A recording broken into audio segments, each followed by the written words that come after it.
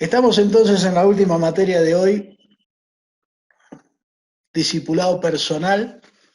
Estamos viendo este proceso que Jesús desarrolló con sus discípulos y hemos aprendido ya los primeros tres principios de cómo Jesús modeló a sus discípulos. El principio número uno, que es el principio de selección, seleccionar a los discípulos con los que vamos a trabajar de manera enfocada realmente. El principio número dos, que es el principio de asociación, asociarnos a la vida espiritual con el nuevo discípulo, comprometiéndonos con él, a caminar con él, a trabajar con él, a aplicar, a mostrarle a través de nuestro ejemplo las verdades de Cristo, las verdades que enseña la Biblia para su vida, ¿sí? Tomar un compromiso de él con nosotros y nosotros con él, de asociarnos para trabajar en su vida espiritual. Y finalmente, la clase anterior vimos el principio de consagración, ¿sí? Vimos que Jesús trabajó con aquellos que realmente calculaban el costo del discipulado y estaban dispuestos a obedecer. Vimos con claridad que si no hay una consagración entera a obedecer a Cristo, no puede haber un avance. Fíjense que recién hablábamos en la materia de Hechos 29 de un tema que se llama enseñarles a obedecer. Bueno, ahí Jesús puso en principio de consagración. Nadie puede ser mi discípulo si no va a hacer lo que yo le mando. El discípulo de Cristo hace lo que Jesús le manda hacer. ¿Sí? Ustedes son mis discípulos si hacen lo que yo les digo. Si no, no pueden ser mis discípulos. Entonces vimos claramente que el principio de consagración era la decisión de Jesús de aclararle a sus discípulos de que solamente consagrados, rendidos completamente a Él, la semilla tiene que morir, dice, ¿sí? Si no, usted no puede ser mi discípulo. Y hoy llegamos al principio número 4, que es el principio de comunicación, ¿sí? El principio de comunicación tiene que ver con que a estos discípulos que estaban consagrados totalmente a obedecer a Cristo, Jesús entonces les empieza a comunicar las verdades que Él les quiere transmitir día a día, semana a semana, año tras año, ¿sí? Sobre lo que ellos tienen que recibir. ¿Qué es lo que Jesús empieza a comunicar a ellos? En Juan 20:22 dice, reciban el Espíritu Santo. Jesús empieza mostrándoles que la experiencia que ellos iban a vivir estaba relacionada con el trabajo del Espíritu Santo en sus vidas. El Espíritu Santo en sus vidas era quien los convencía de pecado, el Espíritu Santo es el que los guiaba, el Espíritu Santo es el que los iba a llevar a entender las verdades que Jesús les iba enseñando. Por lo tanto, Jesús trabajó para llevar a sus discípulos a una experiencia profunda con el Espíritu Santo, ¿sí? El amor es entrega y Jesús les entregó a ellos todo lo que iba recibiendo del Padre. Jesús no se guarda nada, Jesús va recibiendo del Padre Celestial guía, dirección, enseñanzas, principios, y todo eso lo empieza a transmitir a sus discípulos, entendiendo que la obra del Espíritu Santo es la que va a ir haciendo a ellos entender, madurar y aplicar todo lo que van a ir aprendiendo acerca de Jesús. Es muy interesante que Jesús hable con ellos sobre el Espíritu Santo cuando en realidad Jesús estaba con ellos. Y algunos pueden decir, no, pero el Espíritu Santo va a venir después, más en Pentecostés. El Espíritu Santo ya estaba trabajando en los discípulos desde el tiempo de Jesús y mucho antes también. Jesús empieza a transmitirle a través de su comunicación a los discípulos el apremio por los perdidos. Desde el primer día Jesús les dice, yo los traigo para estar conmigo y para enviarlos a predicar. La pasión por predicar el Evangelio, por enfocarse en los perdidos, estuvo desde el primer día en Jesús. Y Jesús, con su ejemplo, con sus palabras, con sus enseñanzas y finalmente con el acto de subir a la cruz para morir por los perdidos, le había dado a sus discípulos toda la enseñanza y la comunicación necesaria para que ellos se apasionen por las personas perdidas y entreguen sus vidas a el Evangelio. Entonces, aquí encontramos a un Jesús que los invita a sus discípulos a empezar a encarnar todas aquellas cosas que Jesús tenía encarnadas en su vida a través de la obra del Espíritu Santo. Esta comunicación de Jesús empieza a tener algunos temas centrales, ¿sí? Por ejemplo, necesitamos tener pasión por las almas. ¿Cómo le muestra esto Jesús a sus discípulos? Se lo demuestra no enfocándose en ningún edificio, ni en ninguna estructura, ni en ningún programa, sino enfocándose directamente en las personas. El otro día aprendíamos este principio ministerial de Jesús.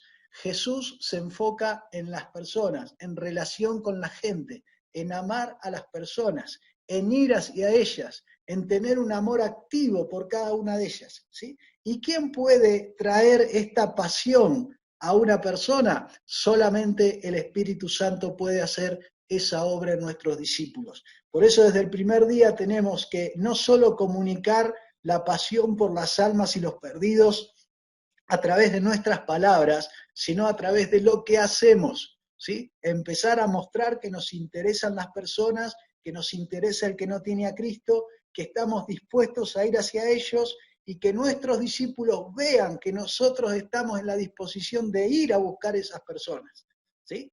La semana pasada estaba trabajando aquí en la Fundación Anahuín, donde estamos plantando una iglesia, y ahí justamente una de las discípulas nuevas compartía que su hijo no conocía al Señor. Entonces, ahí rápidamente yo le dije, bueno, en cuanto vos me digas, antes o después de este tiempo en que nos juntamos acá, ya estamos haciendo, discipulando gente ahí, ¿no? Pero le dije a ella, Silvia se llama, le dije, Silvia, en el momento que vos me digas, vamos a tu casa a hablarle del Evangelio a tu hija. ¿Qué estamos haciendo? Estamos aplicando el ejemplo de mostrar pasión por las almas. No es decir, decirle a tu hijo que venga, yo estoy acá cuando él quiera que venga. No, nosotros tenemos que ir a donde está él. Él es el que está perdido. Nuestro movimiento tiene que ser de nosotros hacia él. Entonces, cuando nosotros mostramos esto en nuestro ejemplo diario, continuo, ¿sí? Nuestros discípulos van a mamar eso, a palpar eso, a ver que hay algo ahí que nos mueve, y el que nos mueve es el Espíritu Santo de Dios, que es el que tiene pasión por las almas perdidas. Jesús vivía la misión para la cual había venido al mundo. Todo su plan de evangelización gira en torno a esa dedicación y a la fidelidad con que sus discípulos se entregaran a sí mismos por amor al mundo que los rodeaba. Fíjense que Jesús va a terminar teniendo 70 personas dispuestas a salir a ir a buscar al perdido. Y uno dice, ¿cómo es que hizo que 70 querían salir? Nosotros tenemos iglesia de 70 por todos lados y no puedo hacer que se muevan del banco. Vienen, se sientan ahí, están en el culto y vuelven a su casa.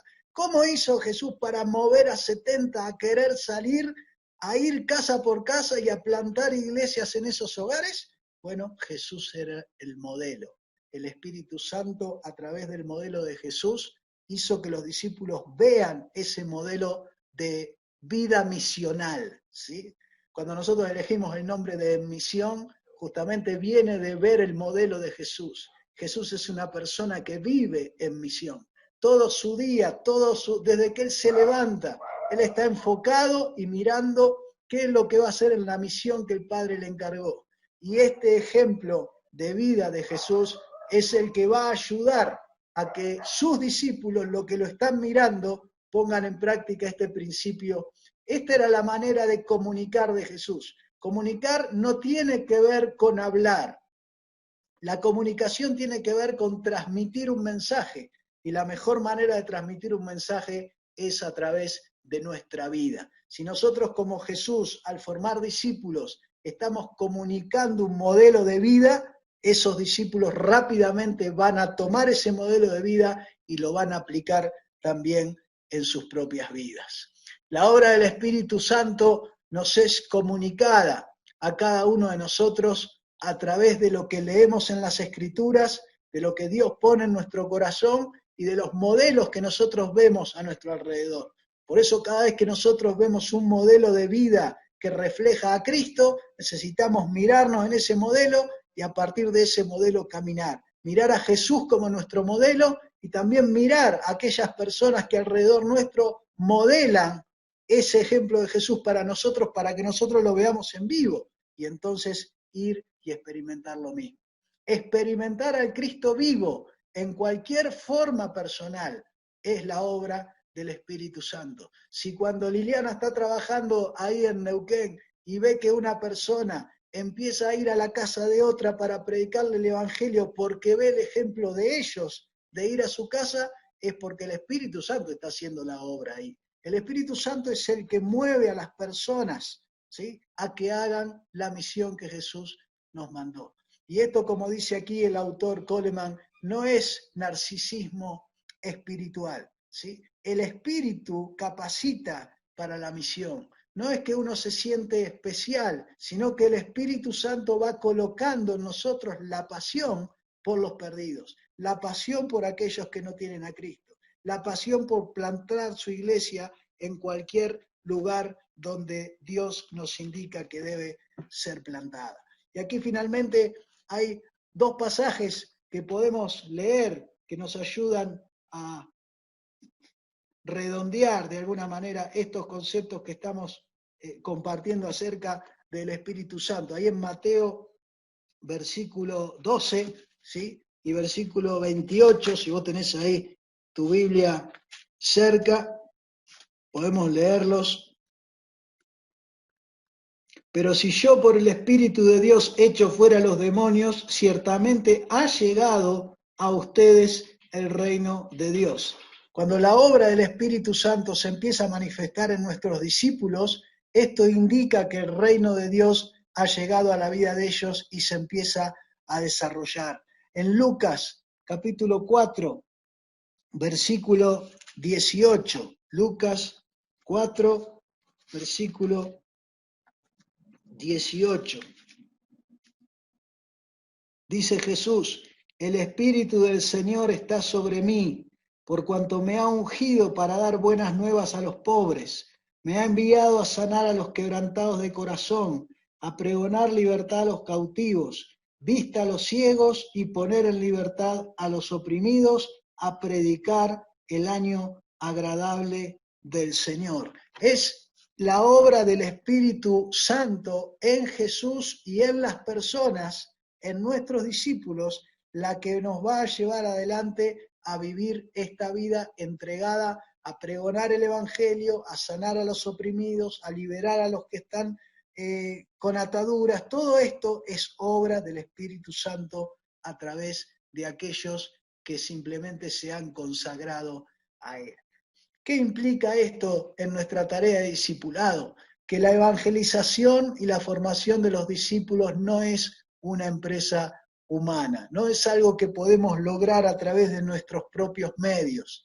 Tenemos que orar y depender e ir a la batalla, como decíamos recién, confiando en que Dios va por nosotros. Él va con nosotros y va a pelear por nosotros, pero es su batalla, es lo que Él va a hacer a través de su Espíritu Santo en cada lugar, en cada persona, para que el Evangelio realmente pueda ser establecido. Cuando el Evangelio es establecido es porque Dios está ahí, porque Dios está llevando adelante el proyecto. Por eso dice aquí el autor, es el proyecto de Dios para cumplir su propósito misional en esta tierra. Y nosotros lo único que hacemos es enrolarnos en ese proyecto de Dios, caminar con Él en ese propósito y hacer nuestra parte para que Dios lo pueda llevar adelante. Era y es por completo la obra del Espíritu Santo. Nosotros estamos ahí como servidores, como colaboradores, pero cada vez que alguien, una persona, un discípulo, va y realiza estas acciones, ni siquiera hay que decir qué bueno lo que hiciste, porque en realidad el que está obrando en esa persona, llevándola, impulsándola y dándole la capacidad para que sea testigo, ¿sí?, es el Espíritu Santo. Por eso Jesús en Hechos 1:8 dice que el Espíritu Santo vendrá y nos va a capacitar para que podamos ser testigos en cada uno de los lugares donde Él nos está enviando. A los discípulos ayer y a nosotros hoy se nos pide dejar lo mismo, ¿sí?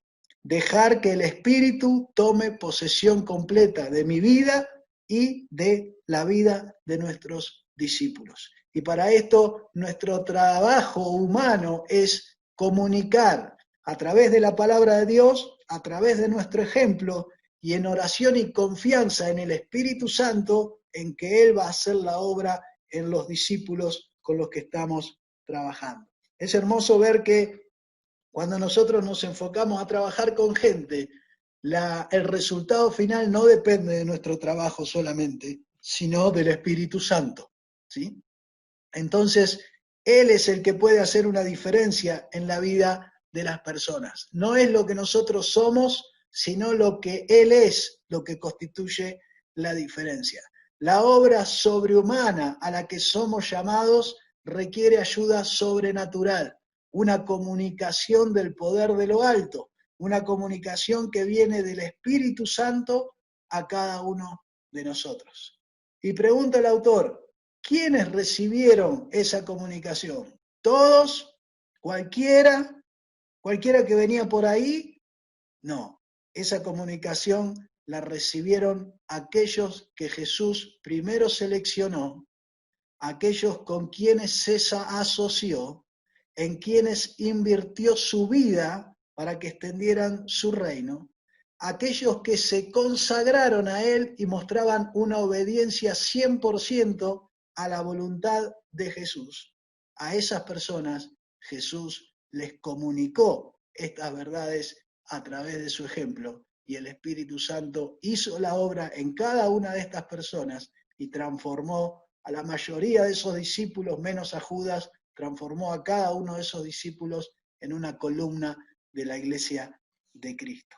Así que si Jesús lo hizo así, nosotros también podemos verlo en nuestro grupo de discípulos. ¿Y cómo es el principio aplicado en nuestra experiencia de hacer discípulos, este principio de la comunicación? Solo su vida en nosotros por el Espíritu puede realizar su obra. Es la vida del Espíritu Santo en nosotros lo que debe justamente ser un reflejo para que nuestros discípulos puedan también querer, desear y tener esa vida y esa obra del Espíritu en sus vidas. Cuando nosotros reconocemos en cada cosa que hacemos, decimos, pensamos, logramos, ¿sí? Reconocemos que es la obra del Espíritu Santo en nuestra vida. Estamos dando un mensaje claro a nuestros discípulos de hacia dónde deben dirigirse ellos también. La capacidad misma de dar vida en Cristo es la prueba de esta posesión, ¿sí? La capacidad misma de dar la vida en Cristo es la prueba de esta posición. ¿Quién es el único que nos puede llevar a vivir de esta manera? El Espíritu Santo. ¿Quién es el único que nos puede llevar a consagrarnos totalmente? El Espíritu Santo. ¿Quién es el único que puede hacer que nuestra vida se apasione por algo que no tiene que ver con nosotros, sino con personas que ni siquiera conocemos? Es el Espíritu Santo. ¿Qué es lo que nos puede llevar a invertir nuestra vida, nuestro tiempo, nuestro esfuerzo, nuestro dinero en alcanzar gente que nunca conocimos? Es el Espíritu Santo. La obra del Espíritu Santo en cada uno de nosotros es el que nos va a llevar a vivir de esta manera. El Espíritu insiste en nuestro interior en dar a conocer a Cristo. Y cada uno de nosotros se desespera por querer llevar a Cristo a otros, porque el Espíritu Santo, no nosotros, no es nuestra decisión humana, es la obra de Él en nosotros la que produce esa pasión y ese impulso y ese deseo de dar a conocer a Cristo, de llevar el reino a cada lugar, de plantar su iglesia en cada comunidad. Por lo tanto, aquí tenemos un desafío bien grande para cada uno de nosotros que tiene que ver con aplicar en nuestra vida el principio de la comunicación con nuestros discípulos. Comunique, este es el paso práctico de esta lección, comunique a sus discípulos todo lo que Dios le ha dado.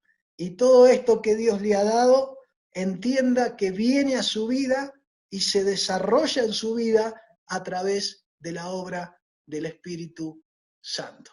Por lo tanto, aquí tenemos Cuarto principio de discipulado, ya hemos aprendido selección, asociación, consagración y comunicación. Estamos a la mitad del camino de este modelo que Jesús nos enseña de cómo hacer discípulos, y entonces siempre, como lo hago al final, te dejo el desafío. Te hago una pregunta directa en esta lección. ¿A quién estás discipulando? ¿Quiénes son los que has seleccionado?